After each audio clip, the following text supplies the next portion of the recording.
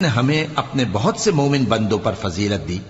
اور سلیمان داؤد کے قائم مقام ہوئے اور کہنے لگے کہ لوگوں، ہمیں اللہ کی طرف سے پرندوں کی بولی سکھائی گئی ہے اور ہر چیز عنایت فرمائی گئی ہے، بے شک یہ اس کا خاص فضل ہے۔ اور سلیمان کے لیے جنوں اور انسانوں اور پرندوں کے لشکر جمع کیے گئے اور پھر ان کی جماعتیں بنائی گئیں، یہاں تک کہ جب چیونٹیوں کے میدان میں پہنچے تو ایک چیونٹی نے کہا کہ چیونٹیوں،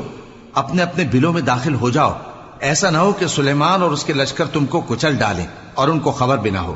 تو وہ اس کی بات سے ہنس پڑے اور کہنے لگے کہ اے پروردگار، مجھے توفیق عنایت کر کہ جو احسان تو نے مجھ پر اور میرے ماں باپ پر کیے ہیں ان کا شکر کروں اور ایسے نیک کام کروں کہ تو ان سے خوش ہو جائے، اور مجھے اپنی رحمت سے اپنے نیک بندوں میں داخل فرما۔ اور جب انہوں نے پرندوں کا جائزہ لیا تو کہنے لگے،